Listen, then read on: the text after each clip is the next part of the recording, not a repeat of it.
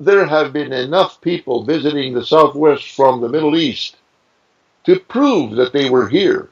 It's just impossible to doubt that they were here. They left the proof all over the place.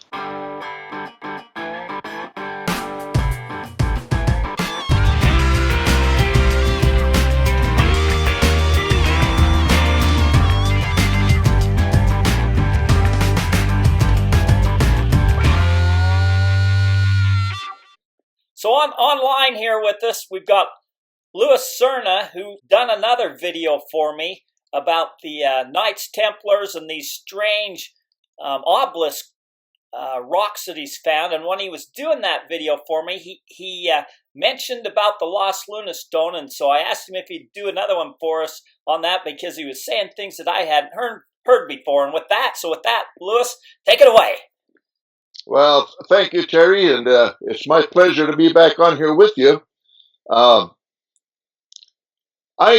would like to start with holding up a picture of my book again, The Knights Templar. And that's the video we did talking about that with you, where I learned that you knew about the Los Lunas, and the video you did for me on that was fascinating. And I'm going to put a link to that at the end of this video. It'll be a thumbnail, so at the end of this video, click on that thumbnail to see the interview I did with Louis concerning these. Okay, and the reason that I'm bringing it up again today is because in my book, I have included a little bit about Mystery Rock on Hidden Mountain, which is what we're going to talk about today. So I'm just letting the folks know that if they get a hold of the book, some of that will be in the book. So, having said that, let me set it down. So if somebody wanted to get that, they can get it off of Amazon, they email you, or? No. Well, yes, you can get it off of Amazon, and it's in there as an ebook. Okay. Unfortunately, I'm out of stock of the hard copy books, but you can get it as an ebook, and it'll be the same as a hard copy, except that it'll come to you as a file onto your computer. Now, the nice thing about it is that on Amazon, you can actually pull it up and read it for free. And if you like it, you can buy it. And the price is just a few bucks. Can't beat that. So, no, you can't beat that. And, of course, if you don't like it, all you have to do is just reject it and go on your merry way. Okay? Now, having shown the book, I would like to show another book that I highly suggest that explains almost all there is to know about the Mystery Rock on Hidden Mountain. And this is that book. The book is titled, well, you can see what it says there. Okay? This is where I went for some specific information about Mystery Rock when I did my book, another book that I'm going to show you that is titled New Mexicans, Who Really Are We? Now, all of this hopefully will come together today. And it talks about early visitors that came to the New World, that came to New Mexico, and to other places around New Mexico. And I'm talking now about the period of the time of Christ, shortly before, shortly after. So sometime in the range of 500 BC and 1000 AD. Now, these people that came to the New World, to New Mexico, were either exploring or they were fleeing from others who were trying to do away with them.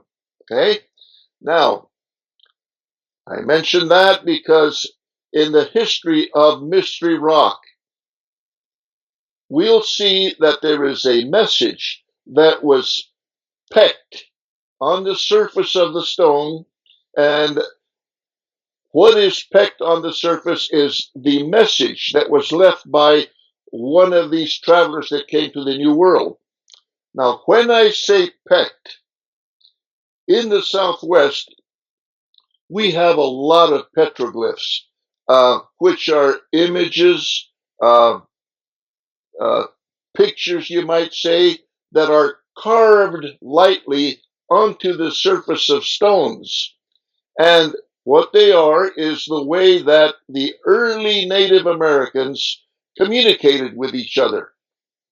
Now, primarily, it was mostly images that they pecked in stone by using a hard stone with a point on it and then striking the back of that stone with another stone up against a surface of another stone. Now, out here in the Southwest, we get a lot of sun, and the stones that appear, and I'm talking stones big enough that you can hold in your hand, all the way to the size of a house, okay? Yep. These stones are affected by the sun and the sun's rays. They are also affected by the climate here. So on the surface of these stones appears what is called a patina.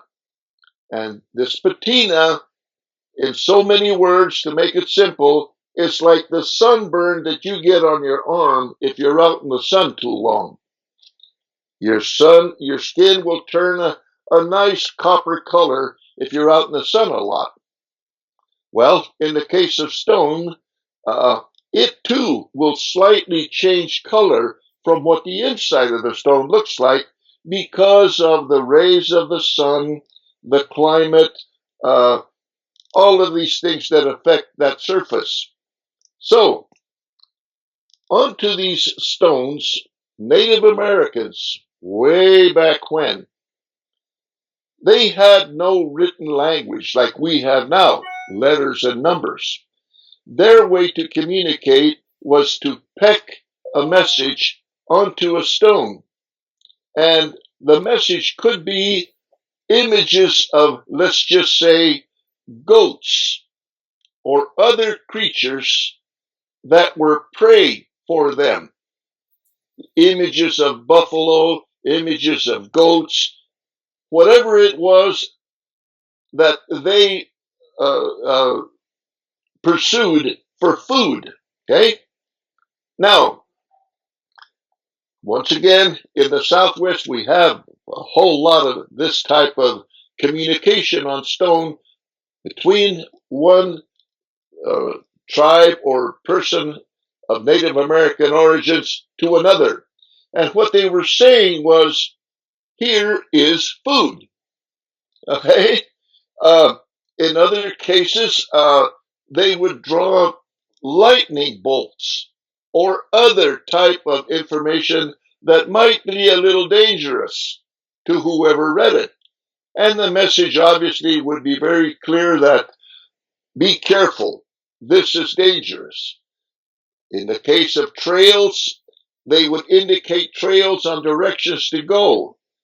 And the indication was go this way to find water, let's just say. You understand what I'm saying? Yep.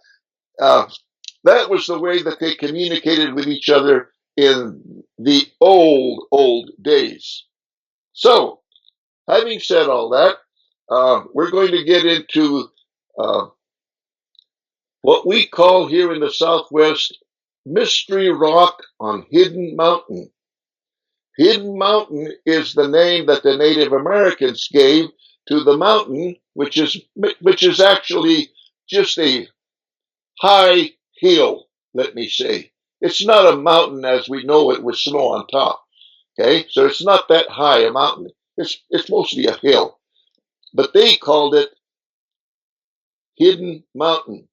And of course, the rock, the stone, they called Mystery Rock. Now, I say that because today, if you read about it on the internet or elsewhere, it is referred to as the Los Lunas Decalogue stone. And they call it the Los Lunas Decalogue stone because it is near the Indian pueblo of Los Lunas in New Mexico.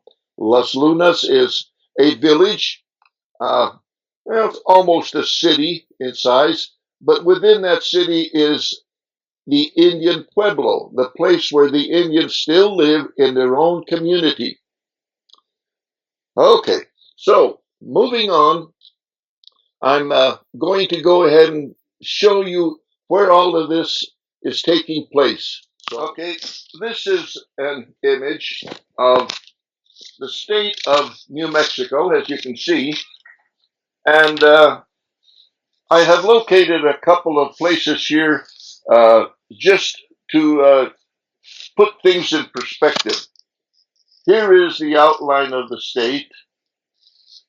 Here is the city of Albuquerque, where I live, and this would be the focal point as far as locating it. Here is the Isleta Pueblo that I just spoke about, that I said was Los Lunas.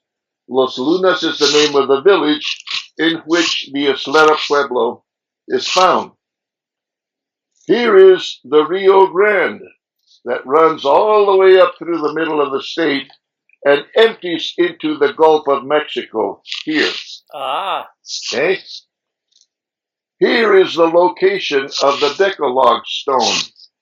It is only 26 miles west of Albuquerque, southwest of Albuquerque, and only about 10 miles, 6 to 10 miles, directly west of the Isleta Pueblo. Okay? Here is where the Decalogue stone is located. And once again, this Rio Grande was the way that the visitors from the old world, let's just say, came into the area of New Mexico. They sailed into the Gulf of Mexico, which we don't see, but it's right here. And in the times when the river was running high, they could actually sail quite a ways up, up into the Rio Grande, as high as Albuquerque at least. Okay? Now from there the river ran too wild, so they had to portage up into northern New Mexico. Now, I say this because up here in the top right corner is where the Templar Knight stones are found. So you see the proximity of the Templar Knight stones to the river. Yeah. Come down the river, there is the Decalogue stone that was visited by these early travelers. So this was the highway, the Rio Grande. Here we are looking at a picture of Mystery Rock on Hidden Mountain, also known as the Decalogue stone, the Los Lunas Decalogue stone. And here is the face of the stone, and onto the face, which you may not be able to make out in this picture, but Terry is going to show a closer picture of the stone. But onto the surface of it, we see what are 9 lines of text, which become 11 sentences of text that contain 214 characters, or letters, if you please, that were picked into this stone by the fellow that left this message on this stone. Now, the language that is onto the stone is known to be ancient Canaanite or Phoenician characters. Also, ancient Hebrew characters. Also, Etruscan characters, Egyptian characters, and there is actually 1 or 2 Russian Cyrillic characters that are included onto this stone. Wow, Now, I did not somebody, know that it had that different, mixture of languages in there. I didn't know that. Cool. yeah, and that would be the first question that anybody would ask. Uh, why are all of these different languages included in the text of this stone? And the answer is that we are talking about the period of around the time of Christ. Okay? At that time, there were no boundaries, no lines on the ground to say where Egypt was, or where Phoenicia was, or where Israel was. There wasn't any of that. People came together to trade. People came together because they were at war with each other. And the loser in wars was usually absorbed into the population of the victors in war. When that happened, the people that spoke one particular language would suddenly meld with the people who invaded them or the people who were trading with them. There was a lot of travel back and forth between these countries. And over time, in order to communicate with each other, they learned certain key words of each other's race. Okay? So, Phoenicians, in order to trade with, let's just say, the Egyptians, they would have to learn some key words to be able to communicate with them. The Egyptians would have to learn some key words to communicate with the Phoenicians, as did the Hebrews, as did the Etruscans, because the Phoenicians were sailing all over the Mediterranean. They were coming in contact with people from various lands, even Russians. And you would ask, well, how did they come in contact with them? Well, the Phoenicians sailed regularly into the Black Sea, and the Black Sea borders on Russia, Romania, and other countries. Uh, I don't want to get too far off track, but in doing my genealogy of my Serna ancestors years ago, I came in contact, a young lady contacted me on the internet from Romania, and she said that she was a Serna, that there weren't Sernas in Spain only, there were Sernas in Romania, and there were Sernas on the north coast of the Black Sea in Russia. In Romania, they actually went by the name Serna. In Russia, they were known as Chernovik.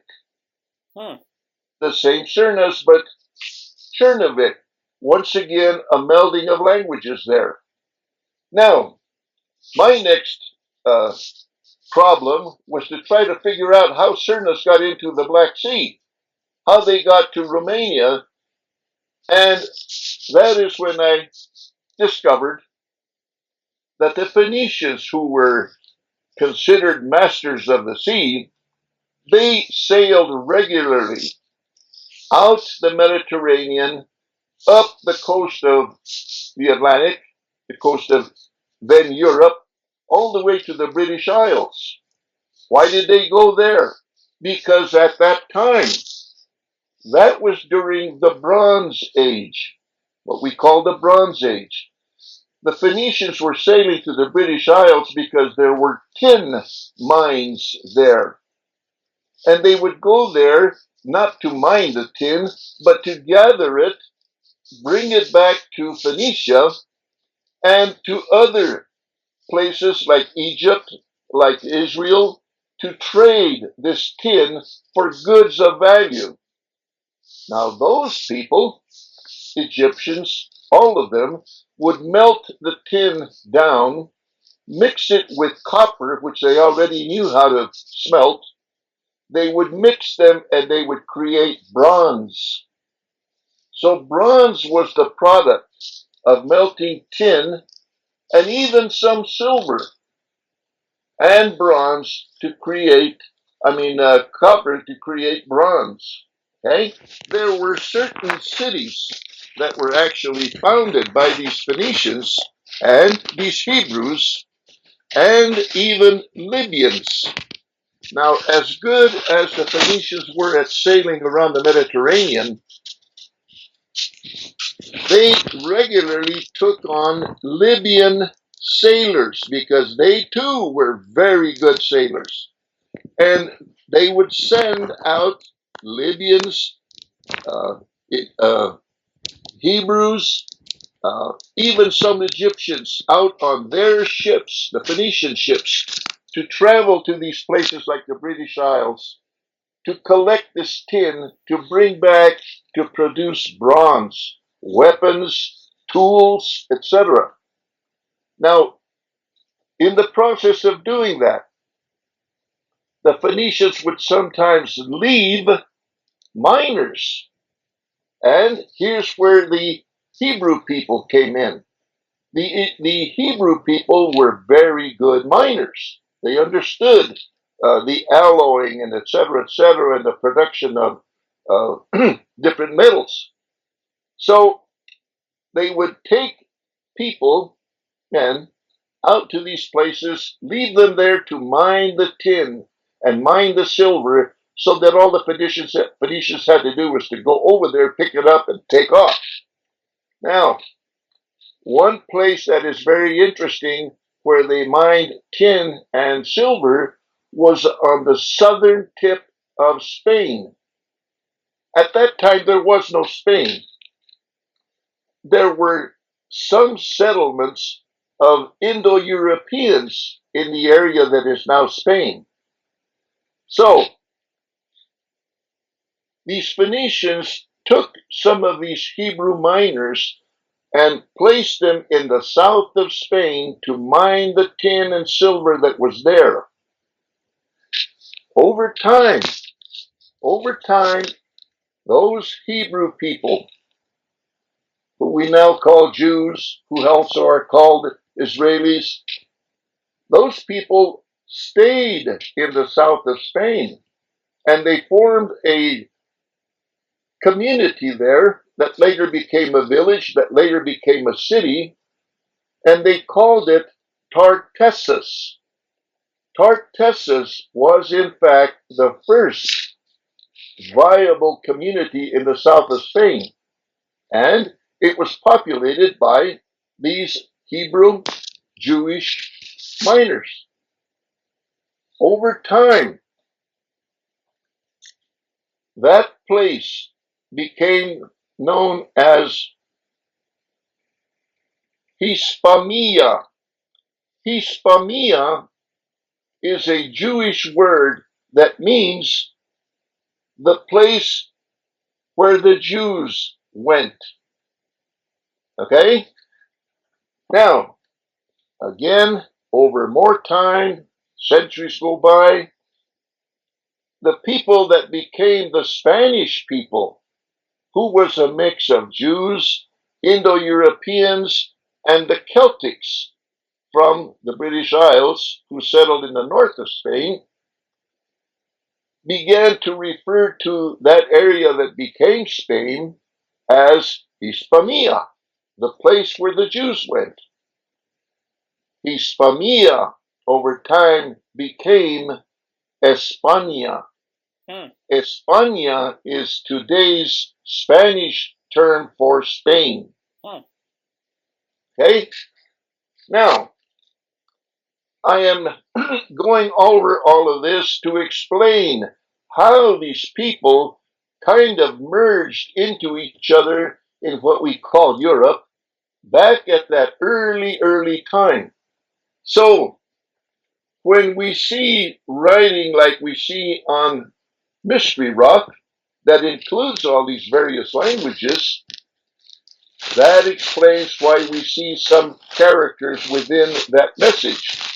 Some characters that are Phoenician, Hebrew, Etruscan, Egyptian, Russian, Libyan.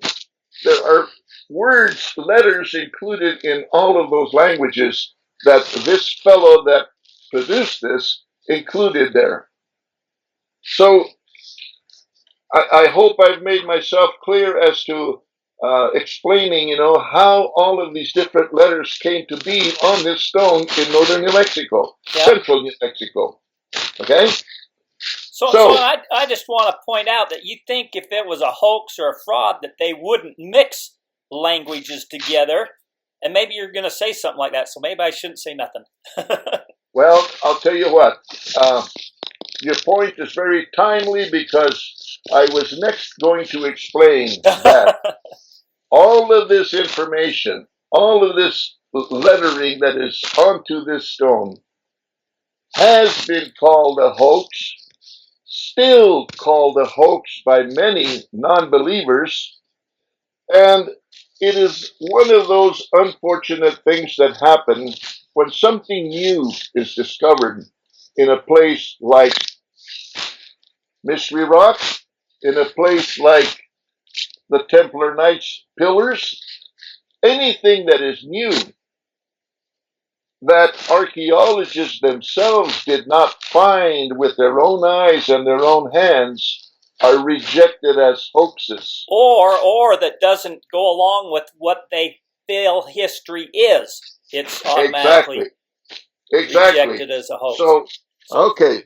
Now, I kind of needed to explain all of this in order to move on with our little talk today, okay? Okay. And I hope this has started to make some sense. But let me reemphasize what you said. Many people have discounted this as a hoax. However, there are many reasons to dispel the myth, many reasons to accept this petroglyph that was carved onto this stone by people from far, far away many, many years ago. There were many visitors to the New World, many visitors to the Southwest about the time of Christ. Columbus was not the first one here. The Spanish were not the first people in the Southwest.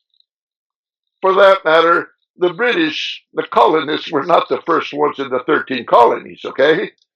So we have to weigh all of this information, and we almost have to decide in our own minds what to believe and what not to believe. What I'm doing today is giving you an explanation of what I know about the Mystery Rock, which I have visited in person several times over the years. And unfortunately, over the years, I have seen a lot of defacing of the stone. Terrible. Yes. And what has happened is you get a lot of what I call wahoos that go up to these sites that are unprotected, and they rub white chalk into the carved areas so that it stands out, so they can take pictures as souvenirs to show their friends when they go back to wherever they came from. Consequently, a lot of this original information that is in the Southwest that was left there by visitors from the Middle East has been destroyed or defaced.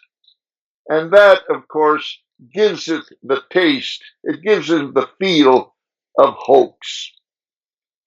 It's too late now to go back and try to analyze those etchings to see how old they are, which you can do if you find a fresh one.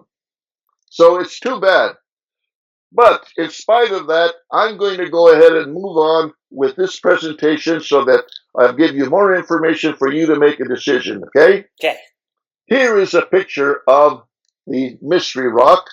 with myself, with me standing next to it, to give it some perspective as to the size of that rock.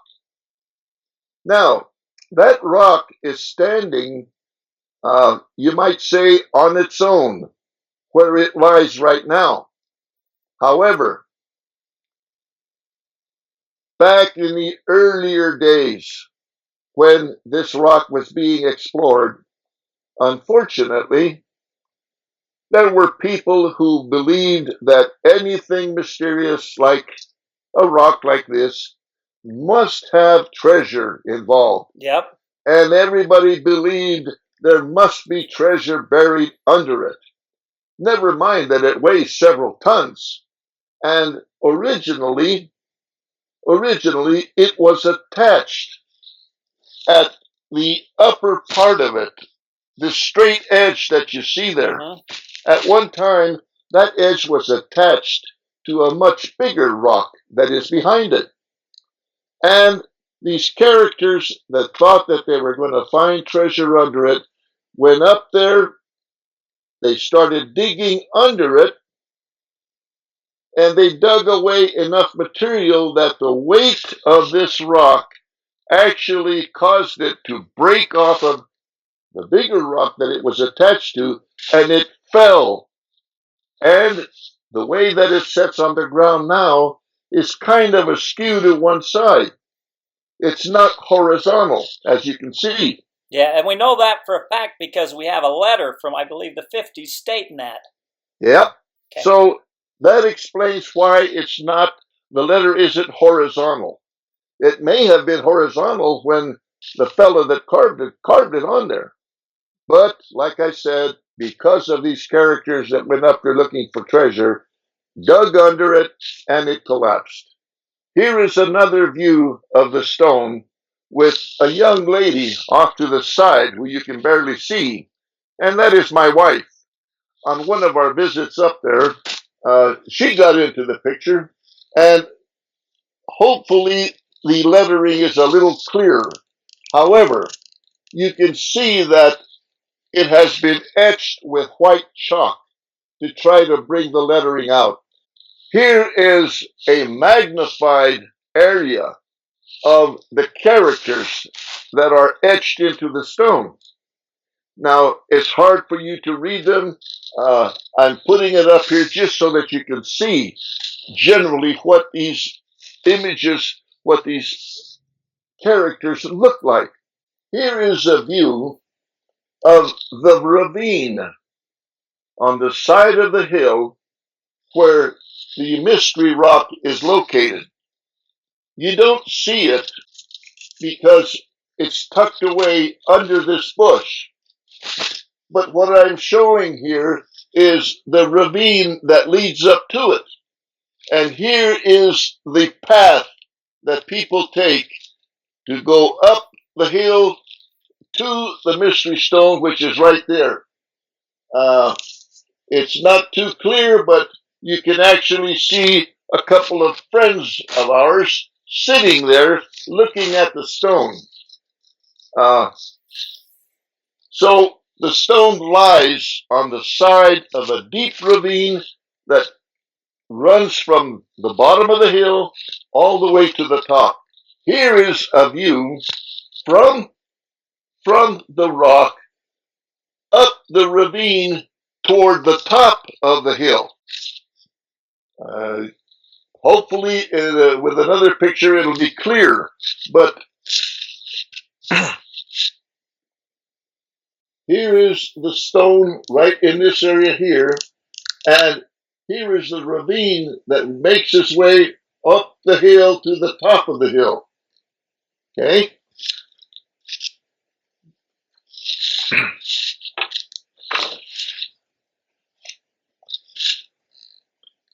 Here is a picture of the top of Hidden Mountain.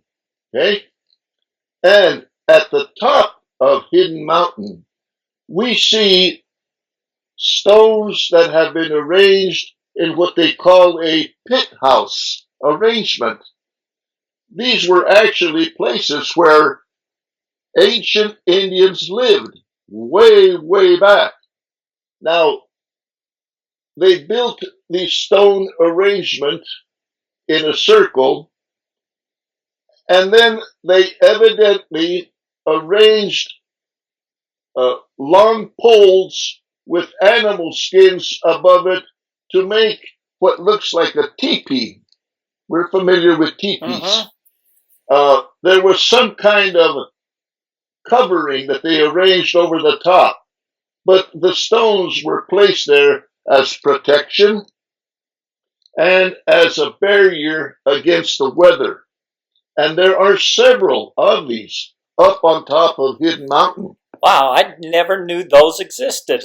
I never went exploring. I went to see the Los Lunas stone, the Decalogue stone, but I missed out. I'm going to have to go back. Yeah.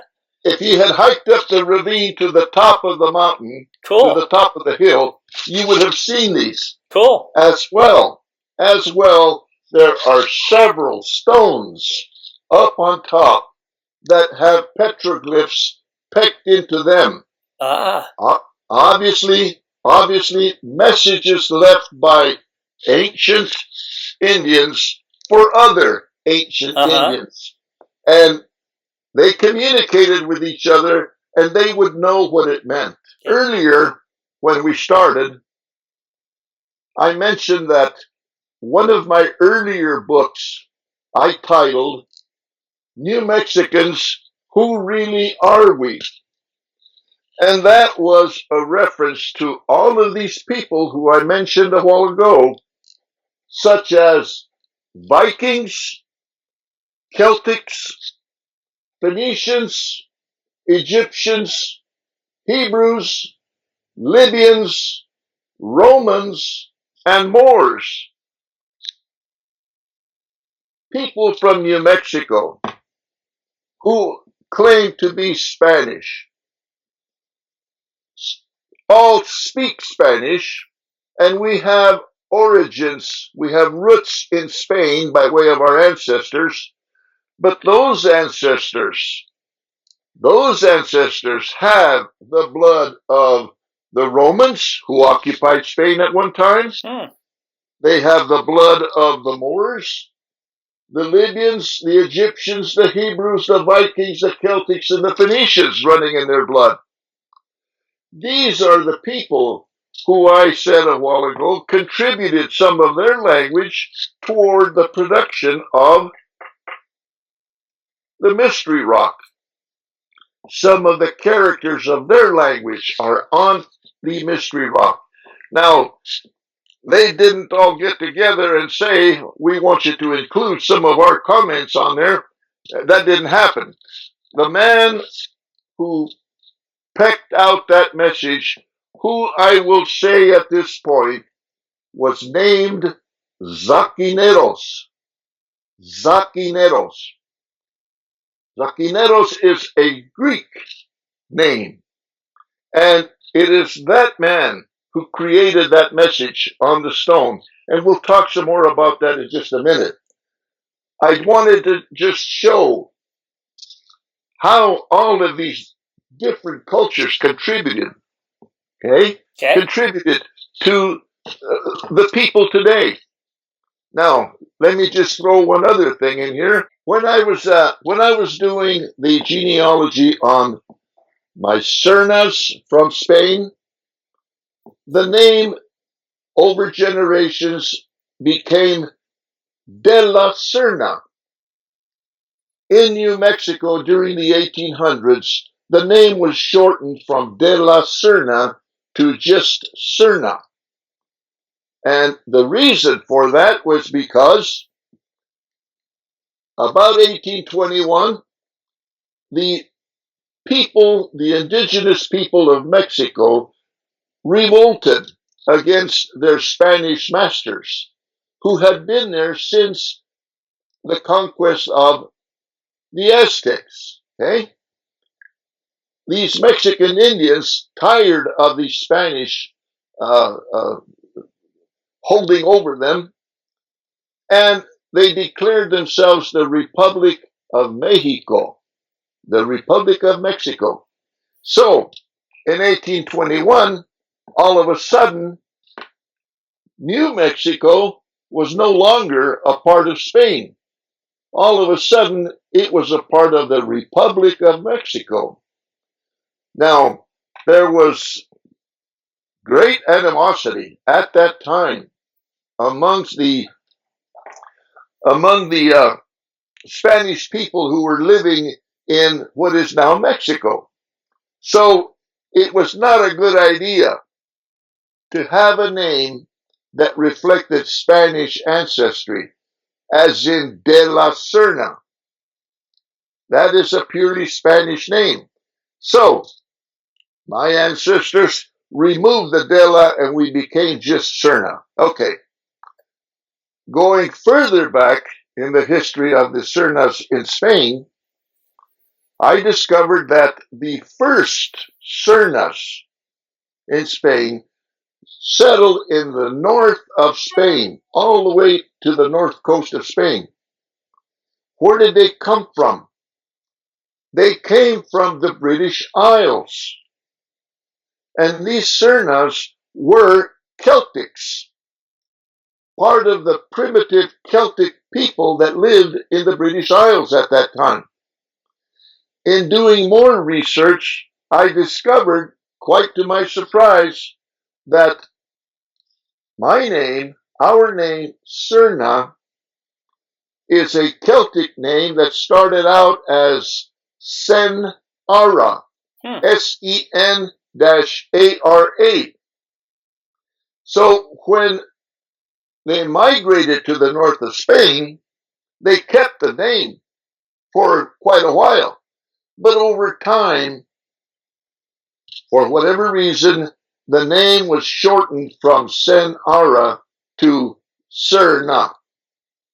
And that place where they lived in the north of Spain became known as Serna. And the people that lived in that place called Serna became known as the de la Serna people. In Spanish, de la means from the place. So these people were known as the people from the place called Serna, de la Serna.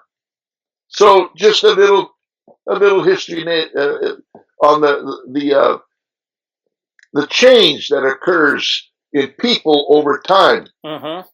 By this, I will say that it's not just my name that experienced that change. There are several Spanish families, even some living in New Mexico today, who experienced a similar situation in Spain when their ancestors lived there, and their names were shortened to whatever it is now. Okay?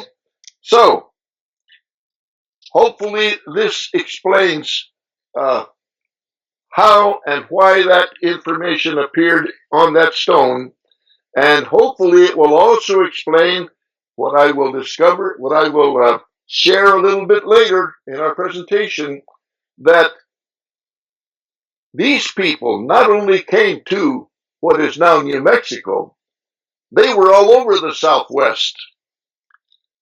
And they came as passengers and deckhands of the Phoenicians.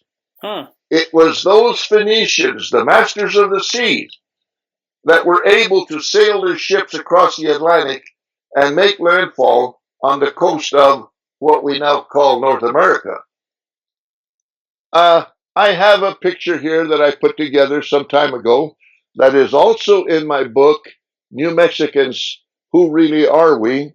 And it is a picture that describes how they got here.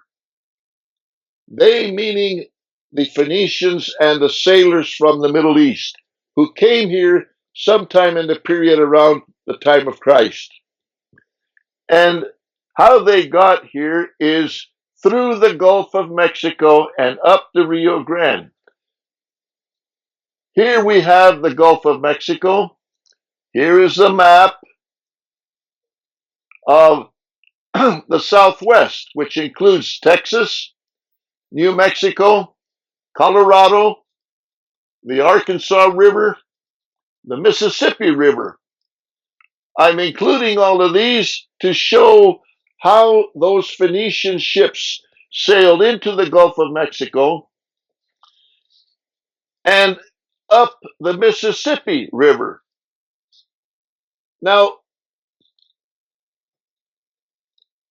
you have to ask yourself, why would they go up the Mississippi River? The short answer is because there were huge, huge deposits of copper in the Great Lakes area. And the way to get there was to sail up the Mississippi River. And they literally went there. They literally went there and mined for this copper. And surely, while they were going up the Mississippi River, they would have taken the Arkansas River tributary that would have taken them into northern Colorado and just a short jump down into northern New Mexico where the Templar Knights stones are. The other way that they would have got to New Mexico is, of course, up the Rio Grande, up into northern New Mexico. And another river that at that time ran high was the Canadian River, which is a tributary off of the Mississippi. And the Canadian River runs up into the north of Texas. Now, in the midst of all this river activity is the state of Oklahoma. There is a woman by the name of Gloria Farley who wrote a book titled In Plain Sight. This woman, who lived in Oklahoma as a young girl, used to roam up and down the canyons and the large riverbeds, of which there are many. She found petroglyphs in a much better condition than what we see on Mystery Rock. She found it on stone cliff banks in Oklahoma, in a place called Heavener, Oklahoma. And those petroglyphs are just loaded with Egyptian images that are carved onto the stone walls. And she wrote a book showing all of that activity.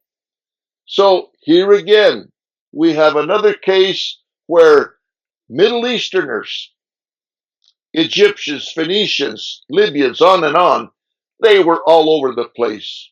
So it's kind of hard to go along with the hoax theory, okay?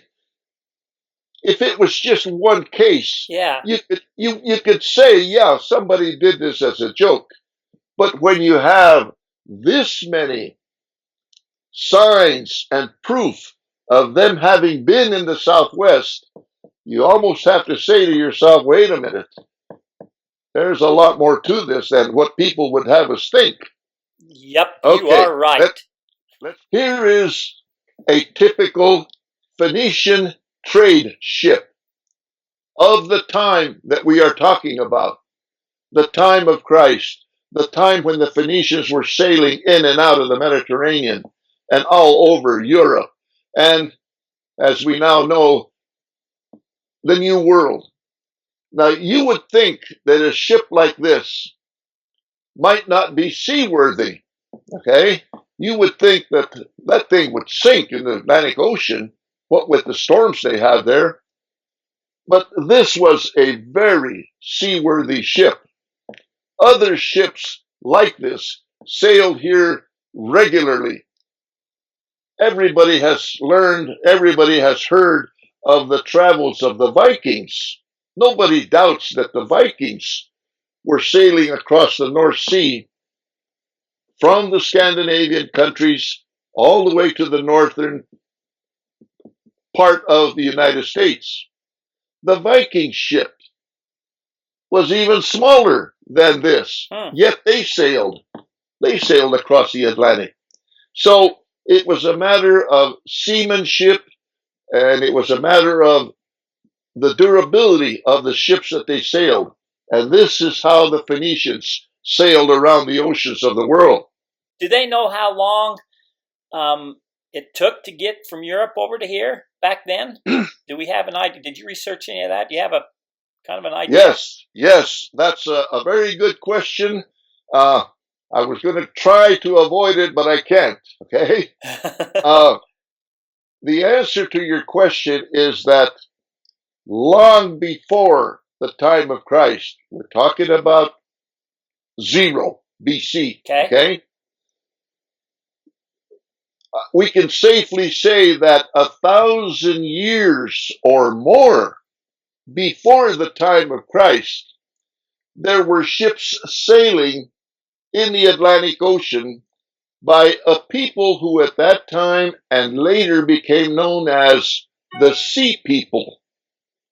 The Sea People were masters of the sea. They even produced maps.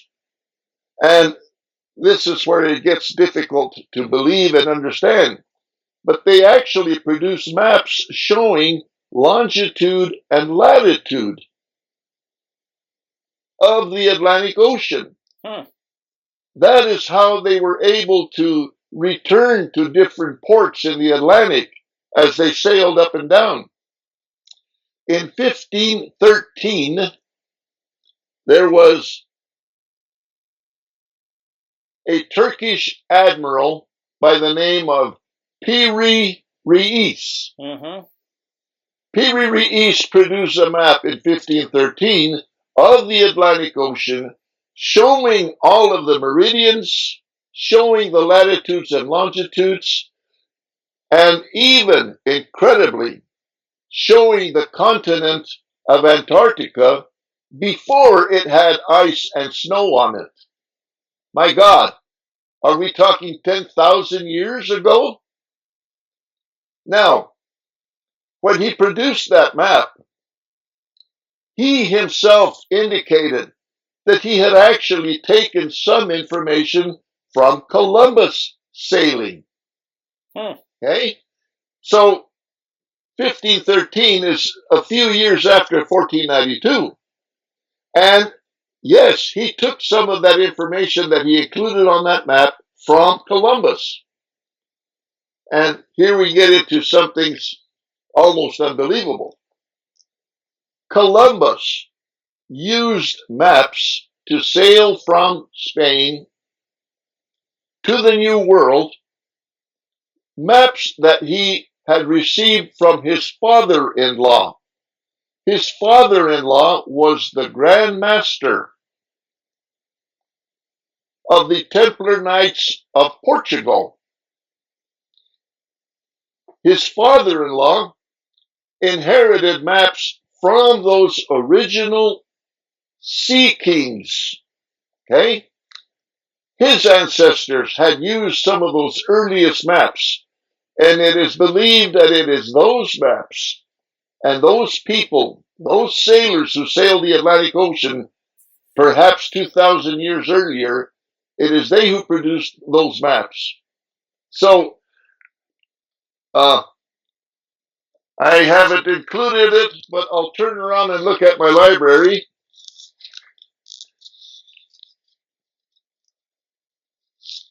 And I'm looking at my book that is titled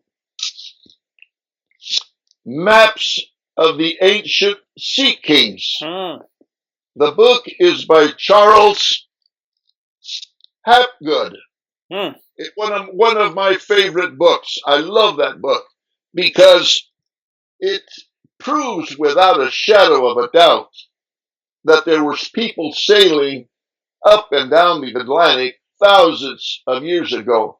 It proves that there were people sailing up and down the Pacific Ocean, up and down the coast of North and South America thousands of years ago.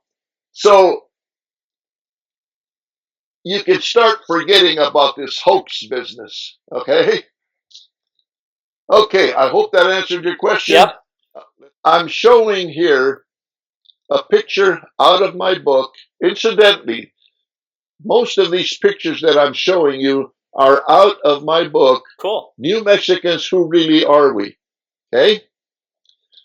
In this book, I'm showing the picture here of a typical man from Libya, what they look in contemporary times, how they look in contemporary times today. But their image and their dress has not changed that much over 1,000 years. Huh. So this is probably what they looked like at the time of these sailings that I'm talking about. Now, more proof that these people were here about the time of Christ and up until 1000 AD is this object up here. This is the picture of a catfish that was drawn. Let me just read this. This artful design on a Zuni pot dating to 1100 AD is from the Mimbres Valley in New Mexico, and it's identical to designs on Libyan pots of the period of 1250 BC. 1250 BC. Most remarkable is that the artwork at the head of the catfish is not just random artwork by Arabian characters that spell catfish in that same time period. Really? Now you can't see it too clearly, but this is an obvious picture of a catfish. You see the barbels on the front of their face here, okay? At the head of the fish are characters that have been drawn in that almost look like the head of the catfish and the gills of the catfish. It almost looks like that's what they represent. Until somebody saw this picture on this Zuni bowl that dates to 1250 BC. Some Libyan fellow saw that, and he said, "Hey, that's a catfish." Hmm. And somebody that was attending that store said, "Yes, that is a Zuni catfish." And he said, No, I'm not talking about that. It's obviously a catfish. But the characters on the head of the catfish in the Libyan language spell catfish. Really? So Wow. a Libyan person would see that and would see that it spells catfish in their language. Wow. Isn't that amazing? That's amazing. Okay? 1250 BC. What we're looking at here, folks, is a head that was found in Mexico. And it is known as the Waka head. Waka head, Mexican language. The reason it's known as the Waka head is because it was found. You read it right off of the picture. It was discovered in 1933 in the Toluca Valley of Mexico City. Mexico City has been under excavation for years because of the many artifacts and things that they have found there. But this particular head really drew a lot of attention because the head itself dates to 200 AD. And it was found with Aztec ruins dating to 1476 that were found in Mexico City. What makes it so amazing is that this was found amongst ancient artifacts, and it's the picture and the face of a Phoenician. You see the Phoenician beard and mustache. The Mexican Indians at that time didn't have beards or mustache. Okay? On his head, he is wearing a typical Phoenician sailor's cap. And he's wearing his hair in the style of the Phoenicians of that time. Okay? So this was found several feet below ground level in with these other artifacts of the Aztec period. What in the world was that doing down there, dating to that period, with all that beard and everything about it that is the exact image of Phoenicians of that time? More evidence of visitors to the Southwest from the Mediterranean, from the Middle East. These are artifacts that were found just south of Tucson, Arizona, in what used to be an old lead mining operation. Except that, let me read this.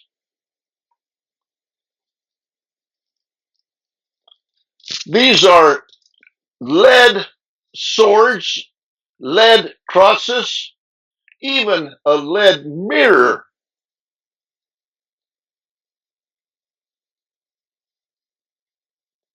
That were produced by Hebrew people, Jews. The proof is because they contain large passages on them in the Jewish language, describing what they were and quite a bit of information about them. They date to 775 AD. 775 AD, just south of Tucson, Arizona. They are all of these objects, and there are many, many more. All of these objects are of Hebrew origin and contain Hebrew writing. The story of the Tucson Hebrew crosses and artifacts can be explored on this website, but I can tell you that it's all part of the Callisto story. If a person isn't familiar with Callisto, you can do your search engine thing on your computer, on the internet, and read up on Callisto. There is, in fact, a book by the title of Callisto that was written by a professor by the name of Cyclone Covey. An odd name for a professor to have, but that was his name, Dr. Cyclone Covey.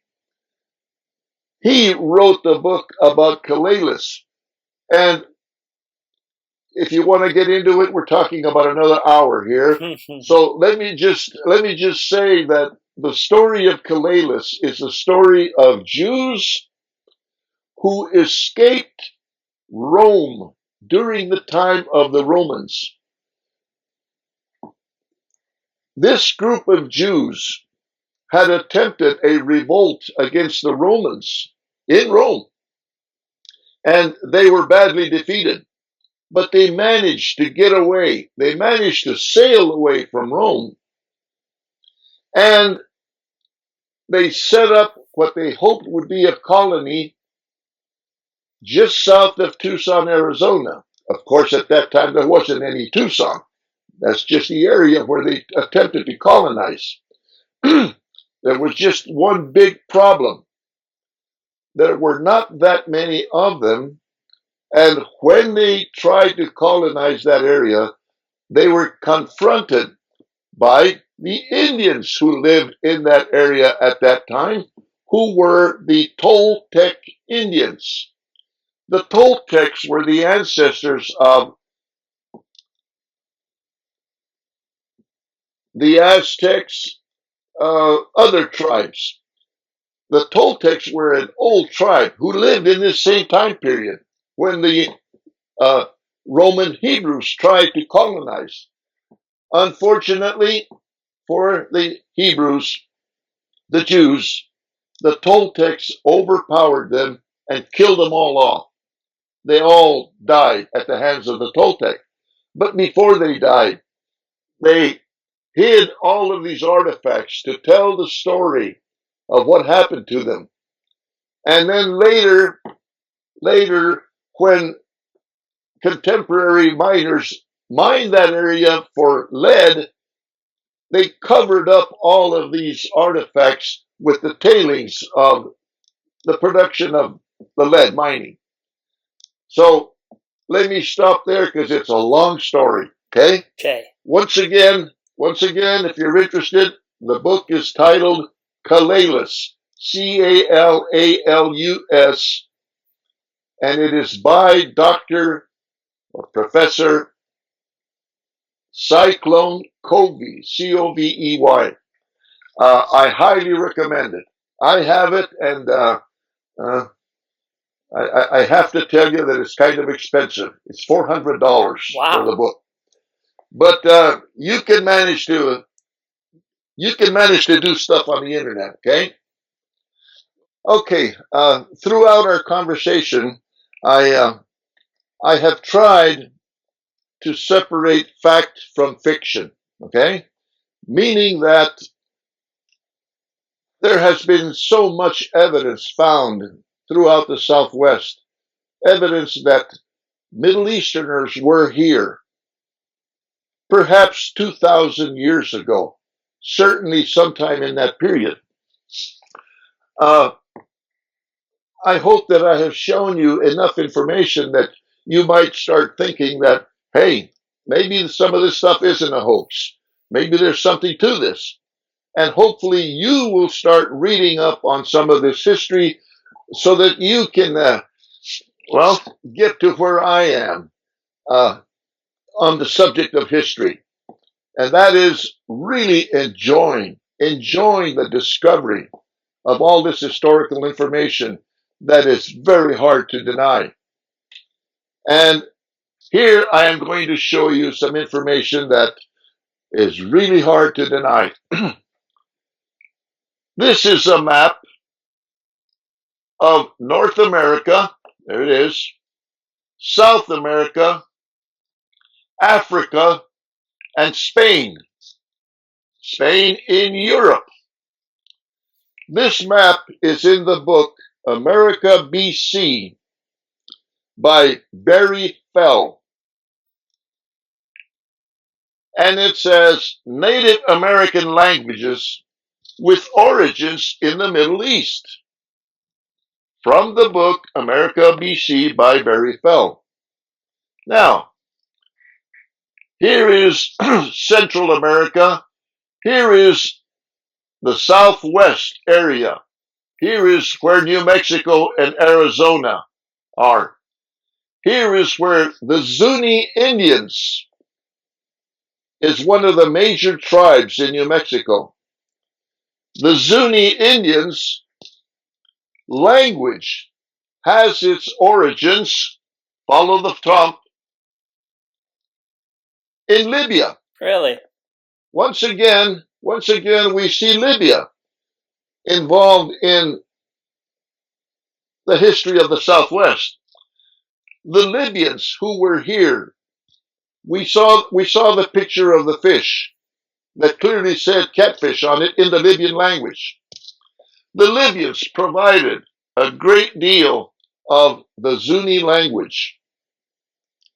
Today, we have the ability to prove and disprove a lot, okay? Mm-hmm. And we can do that through DNA. If you could get enough Zuni tribes people to take DNA tests, guess what you would find? Libyan origins. In the area of northern Mexico, California, Arizona, is where the Pima Indians live. The Pima Indian language has its origins in Iberia, in the area of Morocco. The Iroquois Indians up in the northeast part of the country. Well-known tribe, the Iroquois Indians. Their origins are in South America, in the north of South America. The Algonquin Indians, who the early colonists from Great Britain, the 13 colonies, who they encountered, the Algonquin Indians, their language is among the Basque people and Spain. Probably one of the most famous tribes, the Micmac Indians. The Micmac Indians have in their DNA, in their culture, in their language, some of the Basque and Celtic languages. When the first Europeans landed in Nova Scotia and encountered the Micmac Indians, they stepped ashore and they tried to communicate with the Micmacs in sign language, and somebody in the group spoke to each other in English and Welsh, and the Micmac Indians said, "Oh, you speak Welsh, so do we." Really? How did that happen? Yeah. Okay. And of course, there are several tribes throughout the United States whose language derives not necessarily in whole, but in part from these early travelers from the Middle East.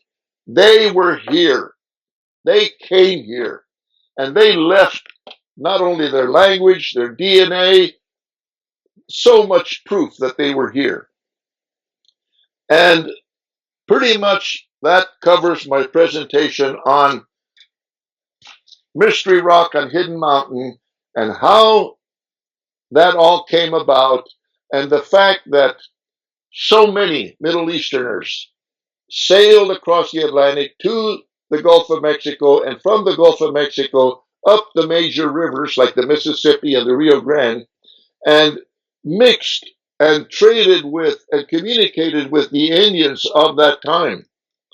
Now, unfortunately, the Native Americans of that time did not have a printed language. They couldn't write books and they couldn't write stories telling of their encounters with these Middle Easterners, but they did. Okay? And once again, the proof is all over the place. It's kind of like Gloria Farley said, it's in plain sight, you know. So, I hope that has given you a little bit of background on what is happening, what has happened here in the Southwest, and why I just enjoy it so much, getting into this history. So you said we know who carved that rock. How do we know that's who carved it, and how do we know? And I know before in your other video you went about and talked about some other things. We talk about that real quick about how they sailed up the ship at sea and what was, or up the Rio Grande and what was said. And yes, there were several supposed professionals, and I shouldn't say it that way. They were professionals, yeah, who investigated firsthand the Mystery Rock. One of them in 1933 was a man by the name of Frank Hibben, an anthropologist with the University of New Mexico. He said that the language on the stone was archaic Hebrew. In 1948, another fellow from Albuquerque, a metallurgist, took pictures of the stone and sent them to the Semitic Museum at Harvard University. They said that the writing was Hebrew and Phoenician. Then in 1880, the famous archaeologist Bandelier, with the University of New Mexico at that time, he is the fellow that explored on top of the mountain and explored those dwellings that were up on top and the petroglyphs that were up there. He said that the writing was Hebrew and Phoenician. The big one here, and there is a lot of people that do not believe her, But in the 1970s, a lady by the name of Dixie Perkins, who was an epigrapher, a person who studied languages, and had studied them for 35 plus years in Greece and in the Middle East, had studied Greek, Latin, Hebrew, and other languages. And she was able to translate what was on the stone there. And her translation is the closest thing to the real deal that we know of. But even she has been discredited as a hoax by people who just don't know better.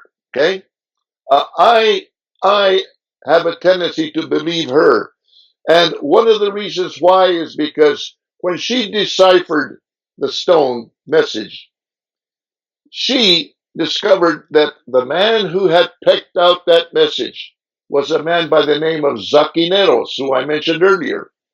Zakineros was a Greek person who had sailed with a group of his fellow sailors, whatever they were.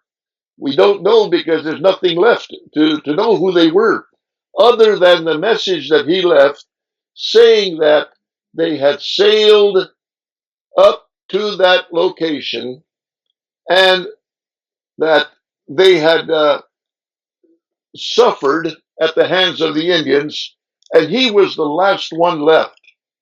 In that information, there was mention of an old man in Los Lunas who said that his grandfather, a man by the name of Simon Serna, his grandfather had shown that stone to him when he was a little boy. The man telling the story was already in his 70s or 80s. And his grandfather told him that his grandfather had shown it to him. Now, that goes far enough back that there wasn't any university in New Mexico back then, and there sure weren't any students that could perpetrate a hoax like this. Okay? And in the telling of that story, Dixie Perkins did not tell this story. I discovered this in doing research on the Los Lunas area and the tribe, the natives of that pueblo, the Isleta Pueblo. In their folklore, they talk about their old members of the tribe who talk and tell about the story told to them by their ancestors that they had seen this great swan, this great big white bird that was swimming up the Rio Grande. At that time, the Rio Grande ran deep in water and wide. There was nothing to slow it down. Those early Indian folklore fellows said that on the back of this great white bird were men, were little men riding on the back of it. Something happened, and the bird fell over onto its side in the water, and these men drowned. However, some of them must have managed to get to shore, and one of them must have been Zakineros. In the story that he tells on the stone that Dixie Perkins interpreted, he tells about what happened, how they came up, sailed up the river, how they wrecked, and how the Indians eventually killed them all but him. He was the last one left, and he wrote the story on the stone. So there it is. So Dixie Perkins, then she doesn't interpret it as the 10 Commandments like everybody else has. She says it's a story. Exactly. I never knew that. Yeah. Now, some of the fellows that went along with the theory of the 10 Commandments were Hibbins back in 1933, were William McCart in 1948, and others since then. They went along with the theory that it was the 10 Commandments. Even the Mormon people got into this. And they hoped that the message on the stone would be part of the Mormon. Yeah. Okay. Yeah. But they were not able to prove that, so they backed away from it. So it was then left to Dixie Perkins, who had the experience and the knowledge to interpret it. And she did. And that is the story that she told. And that is the story that we know. Interesting. I've never heard that part before. I've always heard the Ten Commandments. So well, let me just add a little more to that, okay? Okay. I have been trying to show how Middle Easterners came here to the New World. Mm-hmm. I've already talked about Callisto, Yep. which is not that far from New Mexico. It's right down there in Tucson. Through my book, The Knights Templar, I talk about how the Knights Templar arrived to the point that they did and how they plan to return. The Callisto Hebrew people, they were right next to, and I mentioned that, I'm repeating myself here, but what I'm trying to say is that there have been enough people visiting the Southwest from the Middle East to prove that they were here. It's just impossible to doubt that they were here. They left the proof all over the place.